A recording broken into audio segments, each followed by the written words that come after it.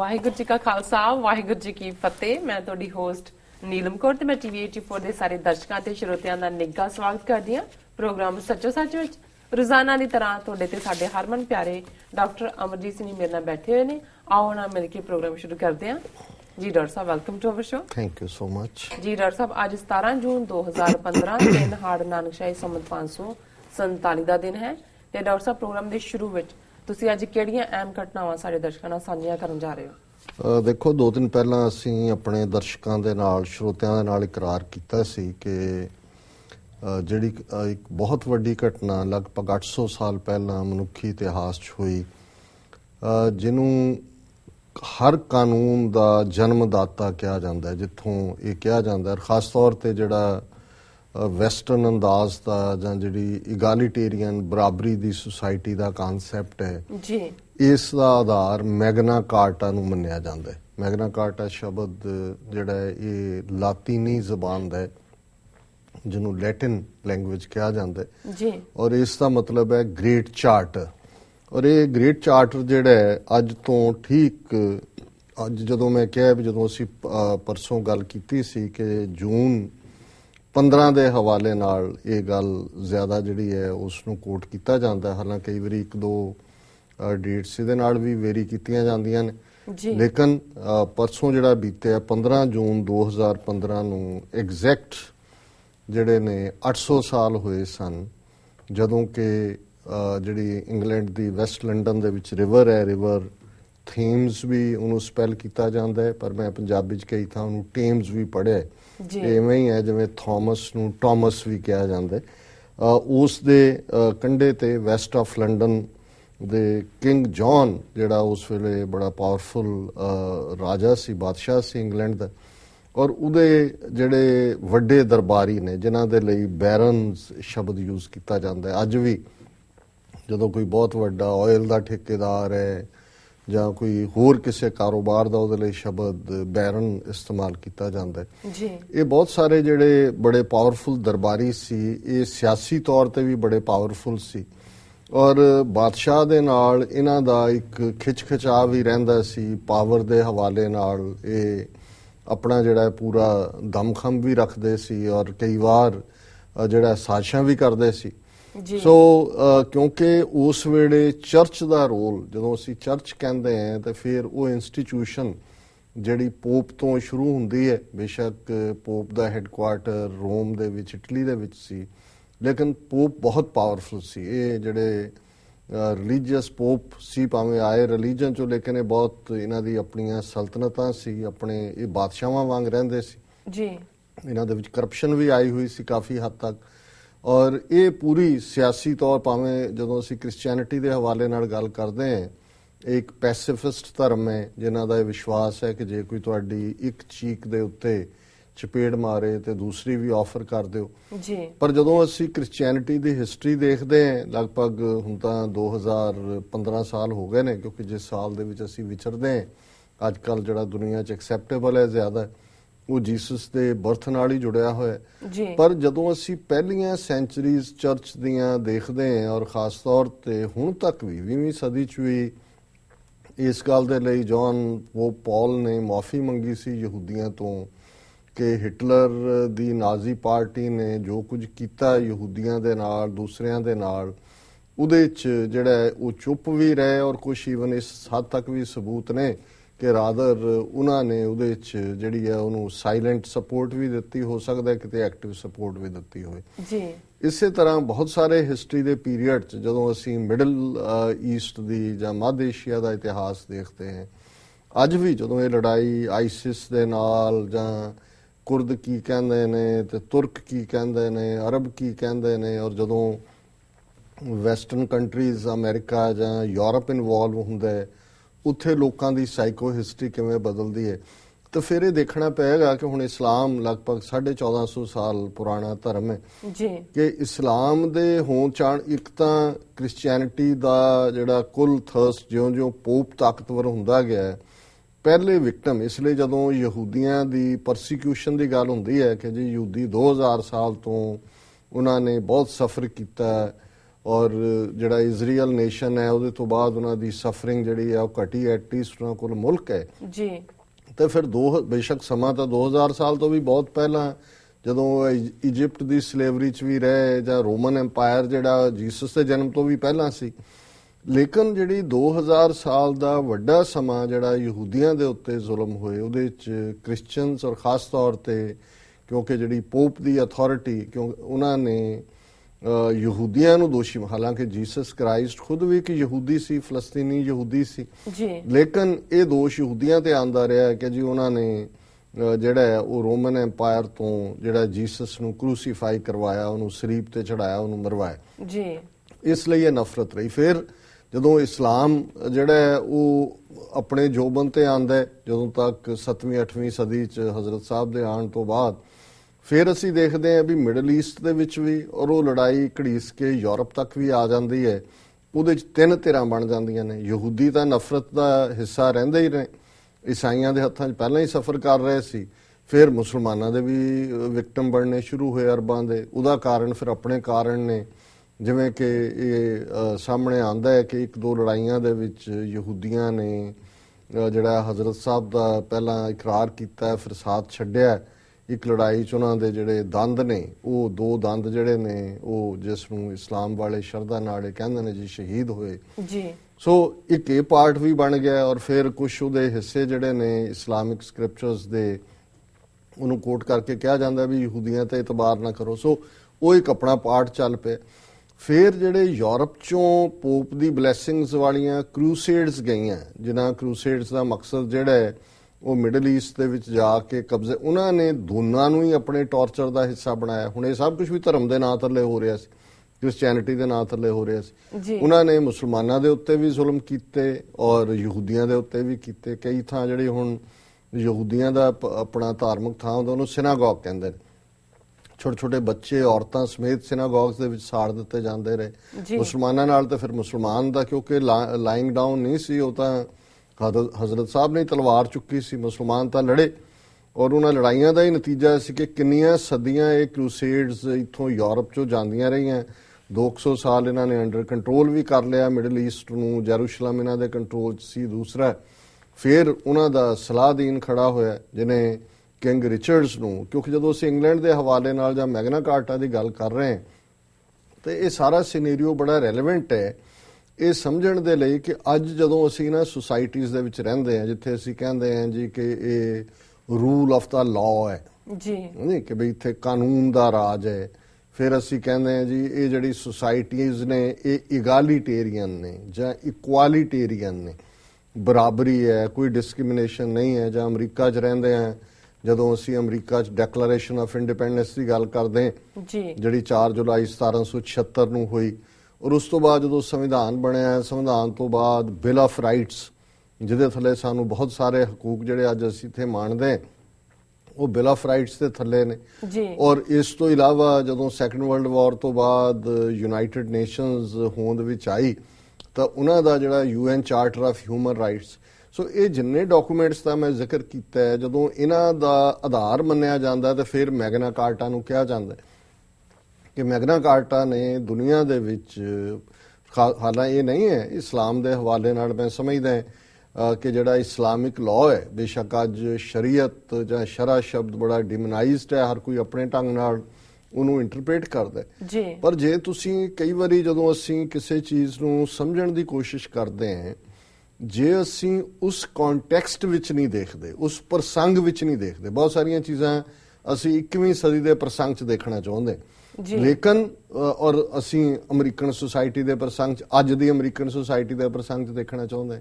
ਹੁਣ ਇਹੀ ਅਮਰੀਕਾ ਹੈ ਜਿੱਥੇ ਅੱਜ ਤੋਂ 100 ਸਾਲ ਪਹਿਲਾਂ ਜਿਹੜਾ ਔਰਤ ਨੂੰ ਵੋਟ ਦਾ ਹੱਕ ਨਹੀਂ ਸੀ, ਹੁਣ ਜਿਸ ਕਿਸਮ ਦੀ ਖੁੱਲ੍ਹ-ਡੁੱਲ ਔਰਤਾਂ ਨੂੰ ਜਾਂ ਦੂਜੀ ਸਮਾਜ ਦੇ ਵਰਗਾਂ ਨੂੰ ਹੈ ਜਾਂ ਬਾਕੀ ਆਉਣ ਵਾਲੇ ਇਮੀਗ੍ਰੈਂਟਸ ਨੂੰ ਹੈ, ਅਮਰੀਕਾ ਦੇ ਵਿੱਚ ਹੀ ਸਾਡੇ 100 ਸਾਲ ਪਹਿਲਾਂ ਭਾਵੇਂ ਸਿੱਖ ਆਏ ਨੇ, 125 ਸਾਲ ਪਹਿਲਾਂ, ਲੇਕਿਨ ਅੱਧੀ ਸਦੀ ਉਹਨਾਂ ਕੋਲ ਆਪਣਾ ਕੋਈ ਜ਼ਮੀਨ ਲੈਣ ਦਾ ਹੱਕ ਨਹੀਂ ਸੀ।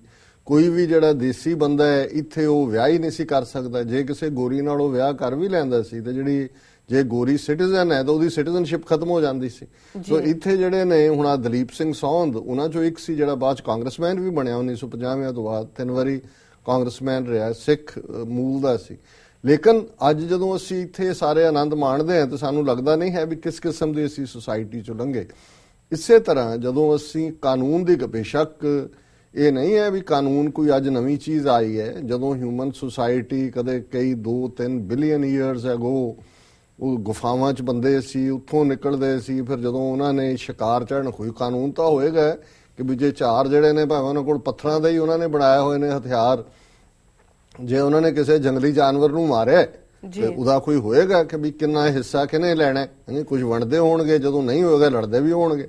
ਸੋ ਉਹਨਾਂ ਲੜਾਈਆਂ ਪੜਾਈਆਂ ਚੋਂ ਹੀ ਜਿਉਂ ਸੁਸਾਇਟੀਜ਼ ਅੱਗੇ ਵਧੀਆਂ, ਸੋ ਸੁਸਾਇਟੀਜ਼ ਤਾਂ ਜਾਂ ਹਿਊਮਨ ਸੁਸਾਇਟੀ ਦਾ ਜਦੋਂ ਸੈਟਲ ਡਾਊਨ ਹੋਈ, ਇਸੇ ਲਈ ਡਾਕਟਰ MS ਰੰਧਾਵਾ ਨੂੰ ਇਹ ਗੱਲ ਅਕਸਰ ਕਿਸੇ ਨੇ ਕਹੀ, ਉਹ ਸਾਊਥ ਚੋਂ ਆਏ, ਕੋਈ ਉਹਨਾਂ ਦਾ ਡੈਲੀਗੇਸ਼ਨ ਸਾਊਥ ਚ ਗਿਆ ਜੀ, ਤੇ ਉੱਥੇ ਉਹਨਾਂ ਨੇ ਜੋ ਵੀ ਚੱਲਿਆ ਭਾਰਤ ਨਾਟਿਅਮ, ਕਥਾਕਲੀ, ਡਾਂਸ, ਇੱਧਰ ਉੱਧਰ, ਤੇ ਉਹਦੇ ਚ ਉਹਨਾਂ ਦੀ ਜਦੋਂ ਡਿਸਕਸ਼ਨ ਹੋਈ, ਉਹਨੇ ਵੀ ਪ੍ਰੋਫੈਸਰ ਨੇ ਬੋਲਣਾ ਸੀ ਜਿਹੜਾ ਐਗਰੀਕਲਚਰ ਯੂਨੀਵਰਸਿਟੀ ਤੋਂ ਗਿਆ, ਤੇ ਉਹਨੇ ਕਲਚਰ ਦੀ ਗੱਲ ਕੀਤੀ, ਪੰਜਾਬੀ ਕਲਚਰ ਦੀ ਗੱਲ ਕੀਤੀ। ਤਾਂ ਉਹ ਕਿਸੇ ਸਾਊਥ ਇੰਡੀਅਨ ਨੇ ਕਿਹਾ, ਉਹਨੇ ਕਿਹਾ ਕਿ ਜੀ do the Punjabis have also A culture? We always think they have only one culture and that is agriculture ਜੀ, ਕਿ ਵੀ ਤੁਹਾਡਾ ਵੀ ਕੋਈ ਕਲਚਰ ਹੈ। ਤੇ ਜਦੋਂ ਉਹਨੇ ਆ ਕੇ ਡਾਕਟਰ ਰੰਧਾਵਾ ਨੂੰ ਇਹ ਗੱਲ ਕਹੀ ਤਾਂ ਉਹਨਾਂ ਨੇ ਅੱਗੋਂ ਕਿਹਾ, ਕਹਿੰਦੇ ਕਿ ਵੀ tell them and always remember agriculture is the mother of all cultures ਜੀ ਜੀ। ਸੱਭਿਆਚਾਰ ਜਾਂ ਕਲਚਰ ਤਾਂ ਉਦੋਂ ਹੀ ਆਇਆ ਜਦੋਂ ਤੁਸੀਂ ਸੈਟਲ ਡਾਊਨ ਹੋਏ। ਪਹਿਲਾਂ ਤਾਂ ਕੋਈ ਜੰਗਲੀ ਕਬੀਲੇ ਸੀ, ਕੋਈ ਇਧਰੋਂ ਚੜ ਗਿਆ, ਉਧਰ ਭੁੱਖਮਰੀ ਪੈ ਗਈ, ਕਿਤੇ ਹੋ ਗਿਆ, ਕੋਈ ਇਧਰ ਚਲਾ ਗਿਆ, ਕੋਈ ਉਧਰ ਚਲਾ ਗਿਆ। ਫਿਰ ਉਹਨਾਂ ਚੋਂ ਜਿਹੜੇ ਨੋਮੈਡਸ ਜਾਂ ਟਰਾਈਬ ਆਏ, ਡੰਗਰ ਰੱਖ ਲਏ, ਡੰਗਰ ਹਿੱਕ ਕੇ ਇਧਰ ਨੂੰ ਲੈ ਗਏ, ਉਧਰ ਨੂੰ ਲੈ ਗਏ, ਉਹਨਾਂ ਨੂੰ ਮਾਰ ਕੇ ਖਾ ਲਿਆ, ਉਹਨਾਂ ਚੋਂ ਹੀ ਦੁੱਧ ਚੋ ਲਿਆ, ਇਹੋ ਜਿਹੀ ਸੁਸਾਇਟੀ। ਪਰ ਦੁਨੀਆ ਦੇ ਵਿੱਚ ਸੱਭਿਆਚਾਰ ਦਾ ਜਨਮ ਤਾਂ ਉਦੋਂ ਹੀ ਹੋਇਆ ਹੈ ਜਦੋਂ ਕਿ ਐਗਰੀਕਲਚਰ ਹੋਇਆ, ਜਦੋਂ ਤੁਸੀਂ ਜ਼ਮੀਨ ਤੇ ਬੈਠ ਗਏ ਜੀ, ਉੱਥੇ ਤੁਸੀਂ ਖੇਤੀਬਾੜੀ ਸ਼ੁਰੂ ਕੀਤੀ, ਫਿਰ ਤੁਹਾਡਾ ਰਹਿਣ ਸਹਿਣ ਆਇਆ, ਫਿਰ ਤੁਸੀਂ ਪਹਿਰਾਵਾ ਬਣਾਇਆ ਹੋਏਗਾ, ਜਿਹੜੇ ਫਿਰ ਕਬੀਲੇ ਇੱਕ ਥਾਂ ਤੇ ਬੈਠੇ, ਦੂਜਿਆਂ ਦੇ ਹਮਲਿਆਂ ਤੋਂ ਕਿਵੇਂ ਬਚਣਾ, ਤੁਸੀਂ ਆਪਣੀ ਵਿਉਂਤਬੰਦੀ ਕੀਤੀ, ਬਾਕੀ ਸਾਰੀਆਂ ਚੀਜ਼ਾਂ ਉਸ ਦੇ ਨਾਲ ਜੁੜੀਆਂ। ਫਿਰ ਕਾਨੂੰਨ ਵੀ ਉਹਦੇ ਚੋਂ ਹੀ ਨਿਕਲਦਾ, ਜਦੋਂ ਹੁਣ ਇੱਕ ਕਬੀਲੇ ਵਾਲਾ ਦੂਸਰੇ ਤੇ ਹਮਲਾ ਕਰਦਾ ਸੀ, ਦੂਸਰਿਆਂ ਨੂੰ ਗੁਲਾਮ ਬਣਾ ਲੈਂਦਾ ਸੀ ਜੀ ਜੀ। ਫਿਰ ਹੌਲੀ ਹੌਲੀ ਇਹਦੇ ਚੋਂ ਹੀ ਅਸੀਂ ਜਦੋਂ ਸਲੇਵਰੀ ਦੀ ਗੱਲ ਕਰਦੇ ਹਾਂ, ਸਲੇਵ ਮੋਸਟਲੀ ਉਹੀ, ਹੁਣ ਤਾਂ ਸਾਨੂੰ ਤਾਂ ਲੱਗਦਾ ਨਾ ਵੀ ਸਿਰਫ ਕਾਲੇ ਹੀ ਸਲੇਵ ਨੇ ਜਾਂ ਇੱਥੇ ਸਲੇਵਰੀ ਕਾਲਿਆਂ ਨਾਲ, ਜੋ ਇਹ ਗੱਲ ਨਹੀਂ ਸੀ।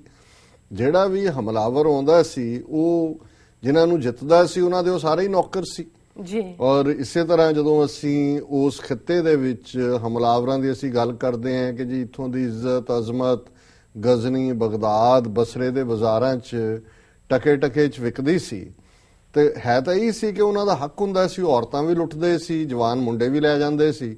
ਫਿਰ ਜਿਹੜਾ ਲਟੇਰਾ ਉਹਨੇ ਉਹਨਾਂ ਨੂੰ ਕੀ ਕਰਨਾ, ਬਹੁਤਿਆਂ ਨੂੰ ਰੱਖ ਕੇ ਉਹ ਫਿਰ ਉਹਨੂੰ ਵੇਚਦੇ ਸੀ, ਉਹਦੇ 'ਚੋਂ ਵੀ ਪੈਸੇ ਬਣਾਉਂਦੇ ਸੀ ਜੀ। ਸੋ ਇਹ ਇੱਕ ਐਕਸੈਪਟਡ ਨਾਰਮ ਸੀ। ਤੇ ਜਦੋਂ ਕਾਨੂੰਨ ਦੀ ਸੁਸਾਇਟੀ ਦੀ ਅਸੀਂ ਗੱਲ ਕਰਦੇ ਹਾਂ, ਕਾਨੂੰਨ ਦਾ ਨਾਲ ਤਾਂ ਬਹੁਤ ਕੁਝ ਜੁੜਿਆ ਹੋਇਆ। ਕਈ ਵਾਰੀ ਡਾਇਰੈਕਟ ਇਨਸਾਫ ਸੀ, ਹੁਣ ਅੱਜ ਤਾਂ ਵੈਸਟਰਨ ਕਾਨੂੰਨ ਨੇ ਲਾਅ ਆਫ ਐਵੀਡੈਂਸ, ਜਿਹੜਾ ਗਵਾਹੀ ਲਿਆਓ ਜੀ, ਭਾਵੇਂ ਸਾਰੇ ਝੂਠੇ ਗਵਾਹ ਮੋਢੇ ਦੇ ਉੱਤੇ ਖੇਸੀ ਜਿਹੀ ਸੁੱਟ ਕੇ ਤੁਰੇ ਫਿਰਦੇ ਹੁੰਦੇ ਨੇ ਅਦਾਲਤਾਂ ਦੇ ਬਾਹਰ, ਉਹ ਸਾਰਾ ਸਿਸਟਮ ਉਸ ਕਿਸਮ ਦਾ ਬਣਾਇਆ ਹੋਇਆ।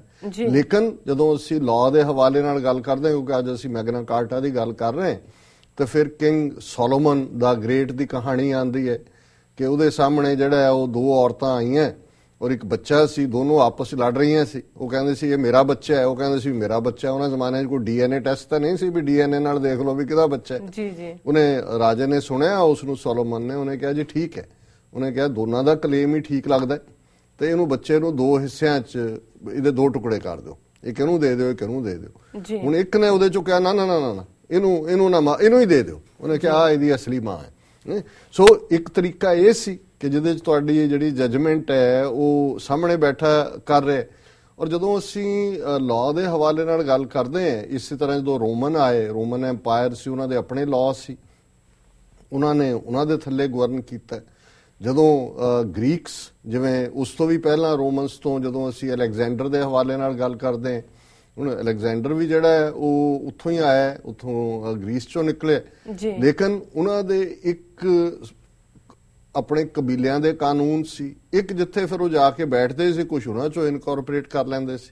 ਸੋ ਕੁੱਲ ਮਿਲਾ ਇਸੇ ਤਰ੍ਹਾਂ ਜਦੋਂ ਅਸੀਂ ਇਸਲਾਮ ਦੀ ਸ਼ਰੀਅਤ ਦੀ ਗੱਲ ਕਰਦੇ ਹਾਂ, ਔਰ ਸ਼ਰਅ ਜਿਹੜਾ ਉਹ ਕੁਰਾਨ ਮਜੀਦ ਦਾ ਹਿੱਸਾ ਵੀ ਹੈ, ਬਾਅਦ ਦੇ ਵਿੱਚ ਹੁਣ ਜਦੋਂ ਅਸੀਂ ਆਪਣੇ ਖਿੱਤੇ ਦੇ ਹਵਾਲੇ ਨਾਲ ਗੱਲ ਕਰਦੇ ਹਾਂ ਕਿ ਜੀ ਤੁਰਕਾਂ ਨੇ ਜ਼ੁਲਮ ਕੀਤੇ, ਹੁਣ ਇੱਕ ਹਿੱਸਾ ਸ਼ਰੀਅਤ ਦਾ ਸੀ ਸ਼ਰਅ ਦੇ ਥੱਲੇ, ਪਰ ਜ਼ਿਆਦਾ ਜਿਵੇਂ ਗੁਰੂ ਅਰਜਨ ਸਾਹਿਬ ਦੀ ਸ਼ਹਾਦਤ ਦਾ ਹੁਕਮ, ਉਹਨਾਂ ਦਾ ਜਿਹੜਾ ਤੁਰਕਾਂ ਦਾ ਆਪਣਾ ਟ੍ਰਾਈਬ ਸੀ, ਕਿਉਂਕਿ ਚੰਗੇਜ਼ ਖਾਨ ਦੇ ਜ਼ਮਾਨੇ ਤੋਂ ਤੁਰਿਆ ਉਹ ਇਸਲਾਮ ਤੋਂ ਵੀ ਮੱਚ ਬਿਫੋਰ ਸੀ, ਉਹਨਾਂ ਦੇ ਆਪਣੇ ਕਬੀਲਿਆਂ ਦੇ ਕਾਨੂੰਨ ਸੀ, ਉਹਨੂੰ ਯਾਸਾ ਕਹਿੰਦੇ ਸੀ।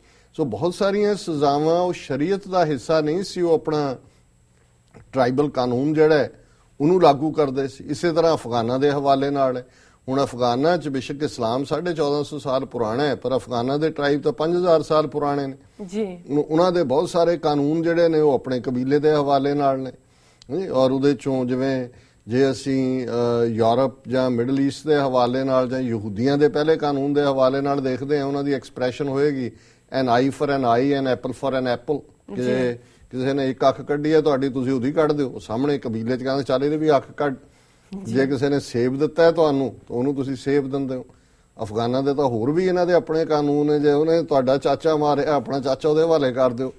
ਔਰ ਕਈ ਹੋਰ ਵੀ ਨੇ ਬੜੇ ਜਿਹੜੇ ਕੁਛ ਡੀਗ੍ਰੇਡਿੰਗ ਵੀ ਨੇ, ਜਿਨ੍ਹਾਂ ਦੇ ਵਿੱਚ ਇਹ ਹੁੰਦਾ ਹੈ ਕਿ ਜੀ ਜੇ ਕਿਸੇ ਦੇ ਨਾਲ ਬਦਸਲੂਕੀ ਕੀਤੀ ਹੈ, ਮਾਰਿਆ ਉਹਨੂੰ, ਹੋਣਾ ਜੀ ਤੁਸੀਂ ਆਪਣੀ ਬੱਚੀ ਭਾਵੇਂ 8 ਸਾਲ ਦਾ ਉਹਦੇ ਨਾਲ ਵਿਆਹ ਦਿਓ, ਬੁੱਢਾ ਹੀ ਹੈ ਭਾਵੇਂ ਉਹ, ਜਿਹਨੂੰ ਮਾਰਿਆ ਉਹਦੇ ਪਿਓ ਨਾਲ, ਜਾਂ ਇਸ ਕਿਸਮ ਦੇ ਵੀ ਨੇ।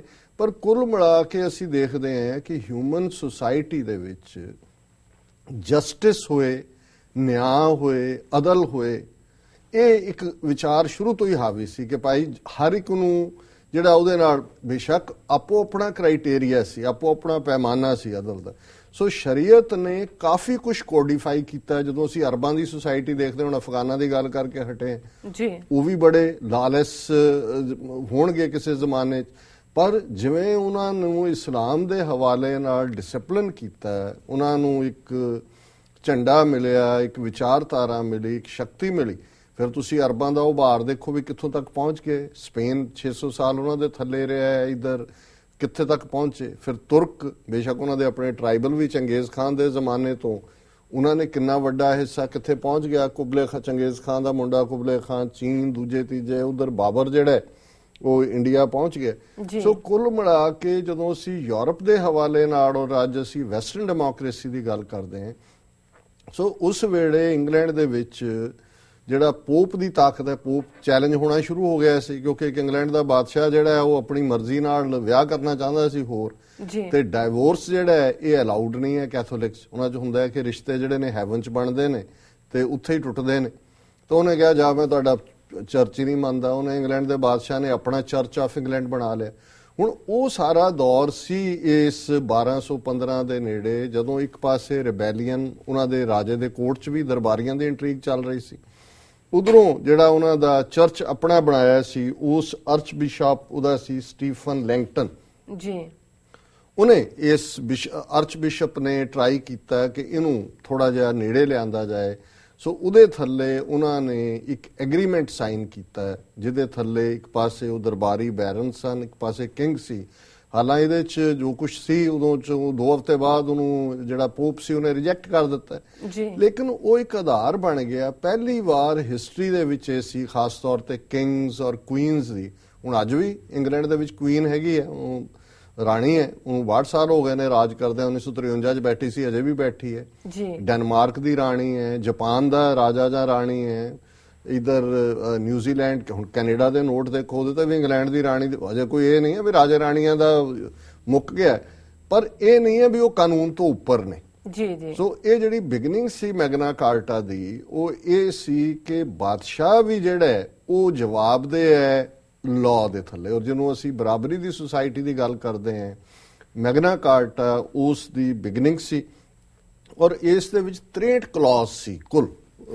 ਔਰ ਹੁਣ ਵੀ ਜਿਹੜਾ ਇੰਗਲੈਂਡ ਦਾ ਬੇਸਿਕ ਲਾਅ ਹੈ, ਜਿਹੜੀ ਇੰਗਲੈਂਡ ਦਾ ਜਿਹਨੂੰ ਸਟੈਚੂਟ ਬੁੱਕਸ ਕਹਿੰਦੇ ਨੇ, ਇਹਨਾਂ 63 ਪ੍ਰੋਵੀਜ਼ਨਸ ਚੋਂ ਸਿਰਫ 3 ਪ੍ਰੋਵੀਜ਼ਨ ਨੇ ਜਿਹੜੇ ਇਸ ਦੇ ਵਿੱਚ ਜਿਹੜੇ ਨੇ ਉਹ ਮੰਨੇ ਜਾਂਦੇ ਨੇ। ਔਰ ਉਹਨਾਂ ਦੇ ਵਿੱਚ ਜਿਹੜੇ 2 ਪ੍ਰੋਵੀਜ਼ਨਸ ਨੇ, ਇੱਕ ਇਹ ਹੈ A few clauses of Magna Carta are still part of our law, including famously the provision that no free man shall be taken or imprisoned except by the lawful judgment of his peers, ਇਹ ਅੱਜ ਵੀ ਉਹਨਾਂ ਦੀ ਸਟੈਚੂਟ book ਤੇ ਹੈ, or by the law of the land, and no one will we sell to, no one will be deny or delay right of justice, ਕਿ ਕਿਸੇ ਦੀ ਖਰੀਦੋ ਫਰੋਖਤ ਨਹੀਂ ਹੋਏਗੀ ਉਹਨੂੰ ਤੁਸੀਂ ਬੇਸ਼ੱਕ ਸਲੇਵਰੀ ਤਾਂ ਫਿਰ ਵੀ ਬਹੁਤ ਬਾਅਦ ਚ ਰਹੀ ਕਿਉਂਕਿ ਇਹ ਇੰਪਲੀਮੈਂਟ ਨਹੀਂ ਹੋਇਆ ਜੀ। ਇਹ ਤੋਂ ਬਾਅਦ ਸਿਵਲ ਵਾਰ ਹੋਈ ਇੰਗਲੈਂਡ ਚ ਬੜੀ ਜ਼ਬਰਦਸਤ, ਚਰਚ ਆਫ ਇੰਗਲੈਂਡ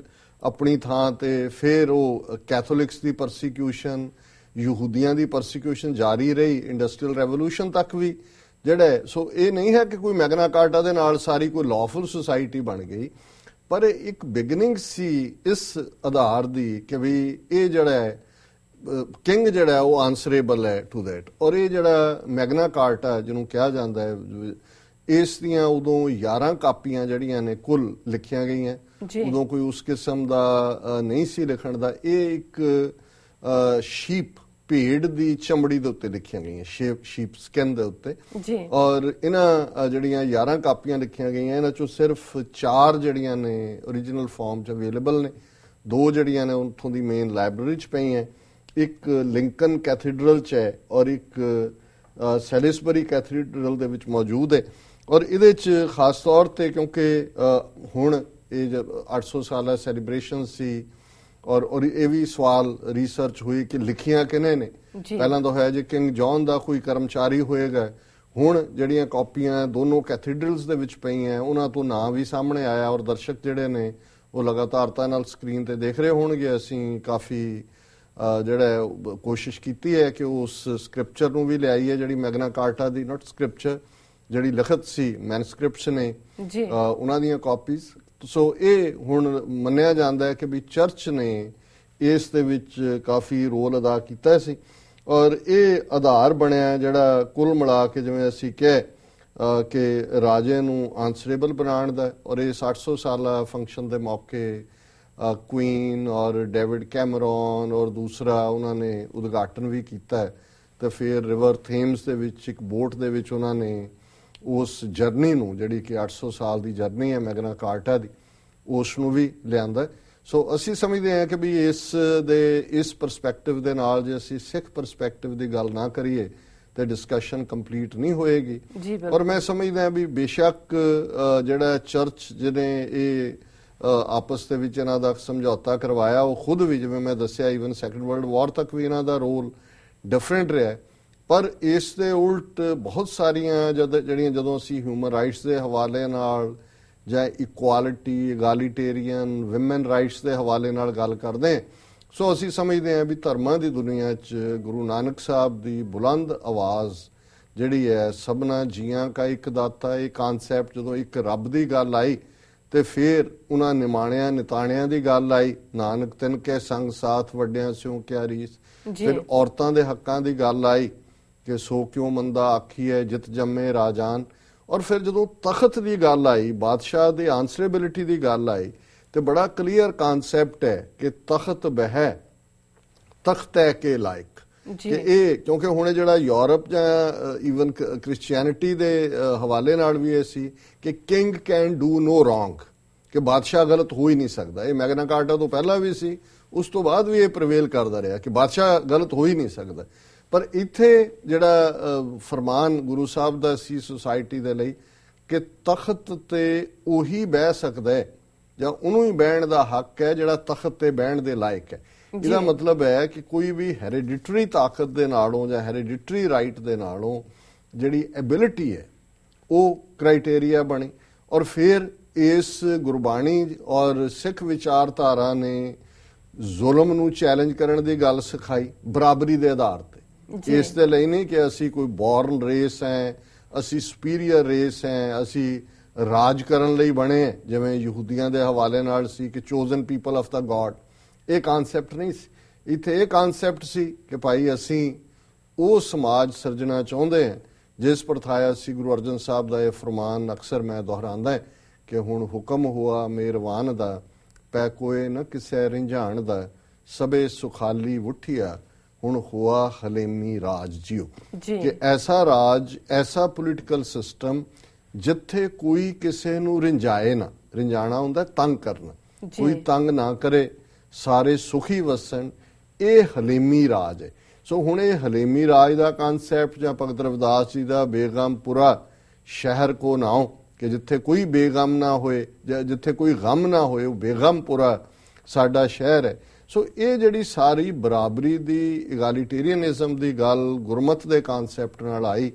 10ਵੇਂ ਪਾਤਸ਼ਾਹ ਨੇ ਖੰਡੇ ਬਾਟੇ ਦੀ ਪੌਲ ਨਾਲ ਉਹ ਸਮਾਜ ਸਿਰਜਿਆ ਜਿਹੜਾ ਸੱਚਮੁੱਚ ਬਰਾਬਰੀ ਦੇ ਉੱਤੇ ਖੜਾ ਸੀ। ਔਰ ਇਹੀ ਕਾਰਨ ਹੈ ਕਿ ਅਰਨੋਲਡ ਟਾਇਨਬੀ ਨੇ, ਜਿਹਨੇ ਐਨਸਾਈਕਲੋਪੀਡੀਆ ਵਰਲਡ ਹਿਸਟਰੀ ਲਿਖਿਆ, ਜਦੋਂ ਉਹਨੇ ਕਮਿਊਨਿਜ਼ਮ ਦੇ ਹਵਾਲੇ ਨਾਲ ਗੱਲ ਕੀਤੀ, ਕਿਉਂਕਿ ਕਮਿਊਨਿਜ਼ਮ ਜਾਂ ਕਮਿਊਨਿਸਟਾਂ ਦਾ ਵੀ ਆਧਾਰ ਇਹ ਸੀ ਕਿ ਕੋਈ ਬਾਦਸ਼ਾਹ ਨਹੀਂ, ਕੋਈ ਥੱਲੇ ਨਹੀਂ, ਕੋਈ ਉੱਤੇ ਨਹੀਂ, ਕੋਈ ਅਮੀਰ ਨਹੀਂ, ਕੋਈ ਗਰੀਬ ਨਹੀਂ, ਸਭ ਬਰਾਬਰ ਨੇ। ਉਹਨਾਂ ਨੇ ਤਾਂ ਬਾਦਸ਼ਾਹਾਂ ਦੇ ਚੁਣ ਕੇ ਦੇਖ ਕੇ ਵੀ ਹੱਥ ਇਹਨਾਂ ਦੇ ਬੜੇ ਕੂਲੇ ਨੇ ਵੜ ਦਿੱਤੇ ਜਦੋਂ ਰਸ਼ੀਅਨ ਰੈਵੋਲੂਸ਼ਨ ਆਇਆ 1917 ਚ।